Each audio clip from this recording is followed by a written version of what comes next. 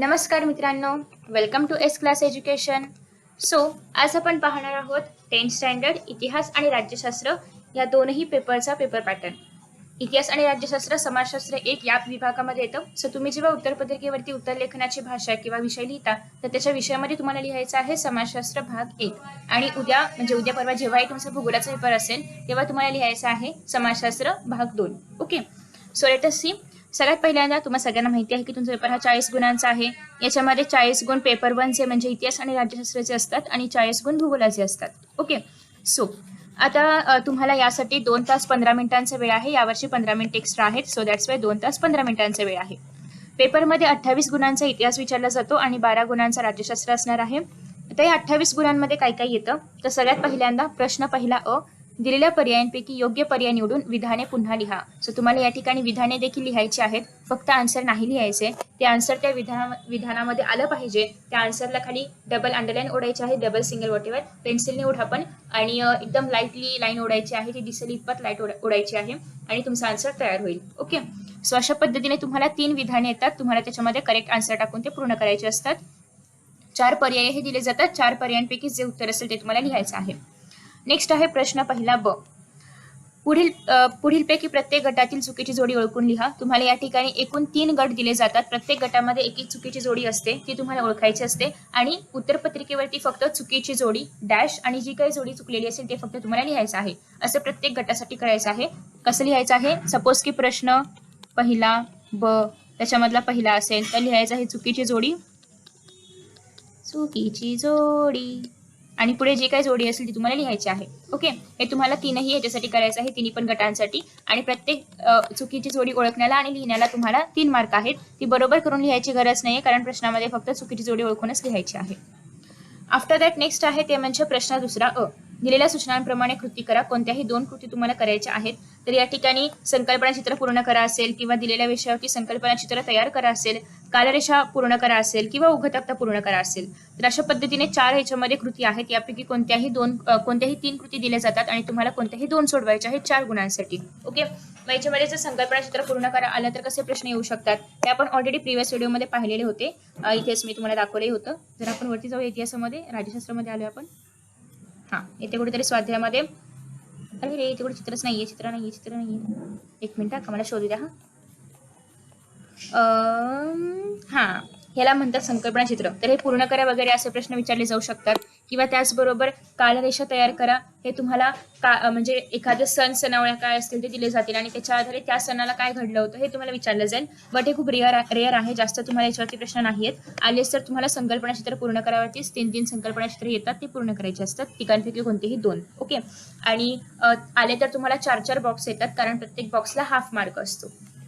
Next आहे प्रश्न दुसरा ब, थोडक्यात टिपा लिहा. कोणत्याही 2 4 गुणांसाठी आहे. Sorry for the noise disturbance, but कोणतेही 2 तुम्हाला घ्यायचे आहेत आणि हे 4 गुणांसाठी आहे. सो बेसिकली याच्यामध्ये तुम्हाला काय काय विचारलं जातं तर 3 विषय दिले जातात आणि त्या 3ही विषयांपैकी कोणत्याही 2 विषयावरती तुम्हाला टिपा लिहायच्या असतात.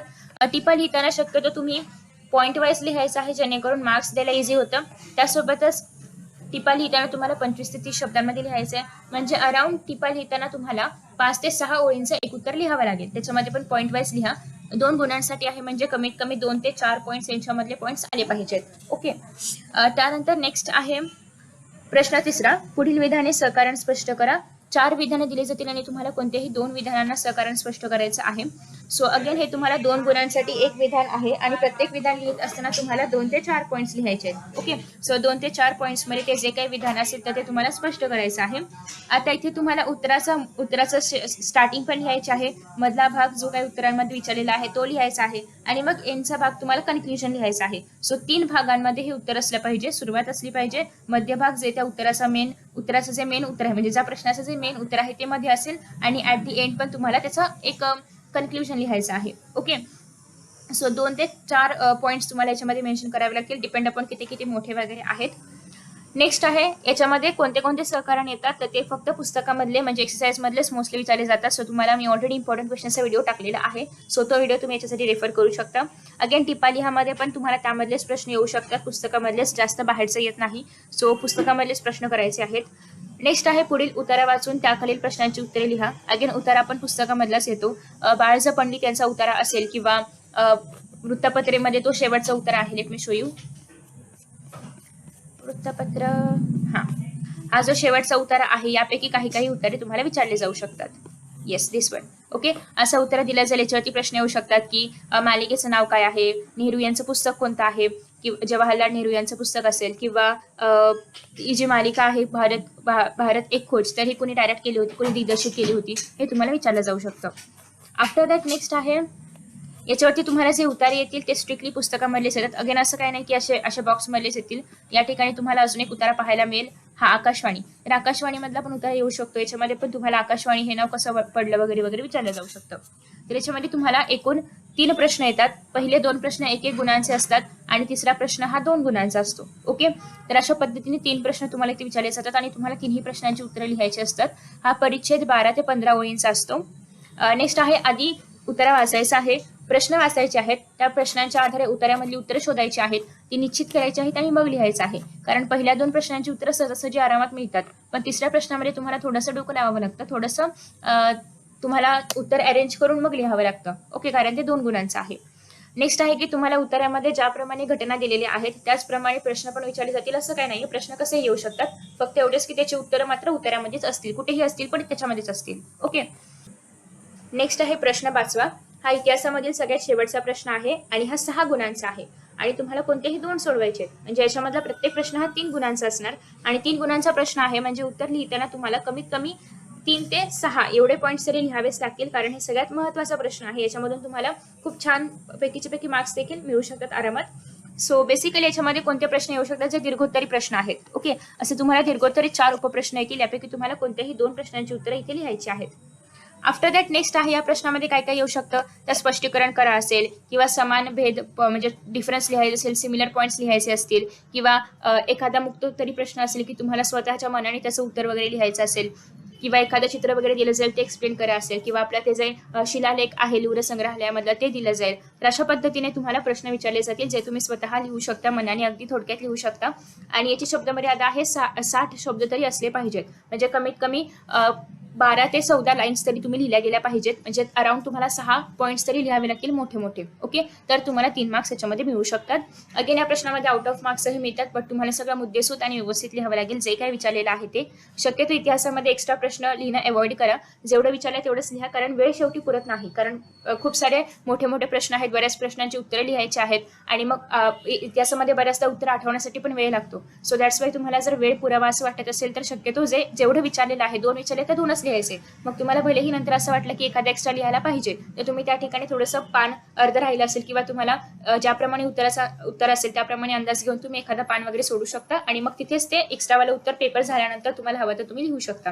पण पेपर सुरू असताना तुम्हाला जेवढं सांगितलं तेवढंच लिहा. एक्स्ट्रा वगैरे सगळं तुम्ही at the end of the paper तुम्ही वेळ असेल तर आरामात सगळं लिहू शकता. फक्त एवढंच की त्याची जागा सोडा, अधूनमधून कुठूनही काही स्टार्ट करू नका. सपोज की या पानामध्ये तुमचे हे 2 प्रश्न लिहून झाले आणि तुम्हाला असं वाटतं की तिसरा पण प्रश्न लिहायचा आहे, पण आता वेळ नाहीये, तर हे बाजूचं पान सोडा आणि पुढचा प्रश्न पुढे सुरू करा. पेपर झाल्यानंतर मग या प्रश्नावरती लिहा आणि जे काही लिहायचं ते लिहून टाका. ओके, आफ्टर दॅट नेक्स्ट आहे ते म्हणजे राज्यशास्त्र. इतिहास एकूण 28 गुणांसाठी होतं, उरलेलं आहे राज्यशास्त्र.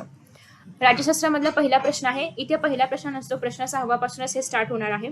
सो प्रश्न 6वा आहे, अगेन सेम की तुम्हाला विधानं दिलेली आहेत, त्यापैकी त्याच्यामधले जे काही आन्सर असेल ते तुम्हाला पर्यायामधून शोधायचं आहे आणि लिहायचं आहे. अगेन हे यासाठी तुम्हाला 2 विधानं येतील आणि हे 2 गुणांसाठी आहे. आफ्टर दॅट तुम्हाला इथे विधानं लिहिणं पण गरजेचं आहे आणि त्या विधानामध्ये जे काही त्याचा आन्सर असेल ते लिहायचं आहे, त्याच्या खाली अंडरलाईन करायचं आहे पेन्सिलने. आफ्टर दॅट नेक्स्ट आहे प्रश्न 7वा. चुकी बरोबर पण लिहायचं आहे, आधी वाक्य लिहायचं, मग चूक आहे की बरोबर आहे ते लिहायचं आणि मग ते सहकारण स्पष्ट करायचं. सो हे उत्तर 3 टप्प्यांमध्ये आलं पाहिजे. आधी जे काही विधान दिलं असेल ते लिहायचं, खाली लिहायचं हे विधान चूक आहे की हे विधान बरोबर आहे, जे पण असेल ते, आणि मग खाली ते बरोबर असेल तर का बरोबर आहे आणि चूक असेल तर मग बरोबर काय आहे हे तुम्हाला स्पष्ट करायचं आहे. ओके, सो हे बेसिकली 4 गुणांसाठी आहे. प्रत्येक विधानाला 2 गुण आहेत. सो हे पूर्ण सिस्टमॅटिकलीच आलं पाहिजे. चूक आहे की बरोबर आहे हे लिहिण्याला पण मार्क असतात आणि स्पष्टीकरण लिहिण्याला पण मार्क्स आहेत. ओके, सो कारण लिहायचंच आहे. विधान जर चुकीचं असेल तर ते फक्त बरोबर करून नाही लिहायचंय, तर ते का चुकीचं आहे आणि त्याच्यापैकीच मग बरोबर काय येईल हे पण तुम्ही शेवटी लिहायचंय. मेन काय लिहिण्याला मार्क्स आहेत, चूक काय हे लिहिण्याला मार्क्स आहेत आणि मग शेवटी तुम्हाला हवं असेल तर तुम्ही बरोबर विधान पण त्याच्यामध्ये ऍड करू शकता जर गरज असेल तर. आणि उत्तराचा शेवट मूळ विधानाने करायचं आहे, म्हणजे मूळ विधान जे काही दिलं असेल फॉर एक्झाम्पल जर चुकीचे विधान असेल तर असं नाही, असं नको. ओके, म्हणजे ते चुकीचं आहे ना, सो ते मग बरोबर काय आहे तर असं नाही, असं नको वगैरे करून तुम्ही लिहू शकता एंडिंग. बरोबर असेल तर सेम विधान तुम्हाला कॉपी पेस्ट करायचं आहे शेवटी. आफ्टर दॅट नेक्स्ट आहे ते म्हणजे प्रश्न 8वा अ. पुढील संकल्पना स्पष्ट करा. मला असं वाटतं मी तुम्हाला याचं एक्झाम्पल द्यावं. So let us see example काय आहे का चुकीचं विधानचं वगैरे. राज्यशास्त्र अरे संपलं पुस्तक. हा इथे ओके इथे. सो इथे तुम्हाला काही विधानं आहेत. लोकशाहीमध्ये चळवळींना फार महत्व असते. सो हे विधान बरोबर आहे. मग लिहायचं आहे, आधी हे विधान लिहायचं, खाली लिहायचं लोकशाहीमध्ये चळवळींना फार महत्व असते, विधान लिहिलं की खाली लिहायचं हे विधान बरोबर आहे. आणि मग कारण स्पष्ट करताना हे का बरोबर आहे तिची 2-3 कारणं लिहायची, जेवढी असतील तेवढी, जी आवश्यक आहे ती. शक्यतो 2 ते 4 कारणं तुम्ही लिहिली पाहिजेत, डिपेंड्स अपॉन किती मोठी छोटी आहेत. आणि मग शेवटी लिहायचं आणि त्याच्यामुळे लोकशाहीमध्ये चळवळींना फार महत्व असते. हे झालं मेन जे आपलं विधान आहे त्याच्याने ending. Okay, after that next आहे की चळवळीला खंबीर नेतृत्वाची गरज नसते. हे उत्तर हे विधान कसं आहे चुकीचं आहे. सो आधी लिहायचं की हे विधान चुकीचं आहे, मग का चुकीचं आहे ते लिहायचं आणि मग एंडिंगला लिहायचं त्यामुळे चळवळींना खंबीर नेतृत्वाची गरज असते. ओके, असं तुम्हाला खाली शेवटी ते लिहायचं आहे. आफ्टर दॅट नेक्स्ट आहे पुढील संकल्पना स्पष्ट करा. प्रश्न 8वा अ.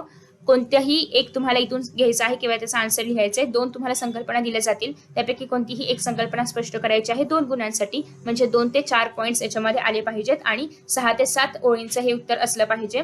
याच्यामध्ये तुम्हाला 25 ते 30 शब्दांपर्यंत उत्तर लिहायचं आहे. अगेन राज्यशास्त्रामध्ये शक्यतो जे प्रश्न येतात तर ते सगळे एक्सरसाइज मधलेच येतात. टेक्स्टबुक मधले पण आतले कुठले असे खोदून विचारले जात नाहीत. तर जे काय येतात मोस्टली तुम्हाला याच्यापैकी जे प्रश्न आहेत ते येतात. सो मी काही इम्पॉर्टंट क्वेश्चन सांगितलेले आहेत, तुम्ही ते रेफर करू शकता. आफ्टर दॅट नेक्स्ट आहे पुढे प्रश्न 8वा ब. प्रश्न 8वा ब आहे दिलेल्या सूचनांनुसार कृती करा. कोणताही एक तुम्हाला सॉल्व्ह करायचं आहे. याच्यामध्ये संकल्पना क्षेत्र येऊ शकतं किंवा मी जसं की आधीच्या व्हिडिओमध्ये सांगितलं होतं की तुम्हाला या ठिकाणी जे जसं की आपण प्रिव्हियस व्हिडिओमध्ये पाहिलं होतं की राज्यशास्त्रामधलं असं येऊ शकतं की तुम्हाला सपोज दिलं जाईल 1885 आणि तुम्हाला असा खाली बाण दिला जाईल. सो तुम्हाला या बाणामध्ये लिहायचं आहे की 1885 ला कोणता पक्ष स्थापन झाला होता. पुन्हा तुम्हाला या ठिकाणी दिले जाईल 1925. सो तुम्हाला खाली लिहायचं आहे की 1925 ला कोणता पक्ष स्थापन झाला होता. हे तुम्हाला अशा पद्धतीने इथे लिहायचं आहे. आफ्टर दॅट नेक्स्ट आहे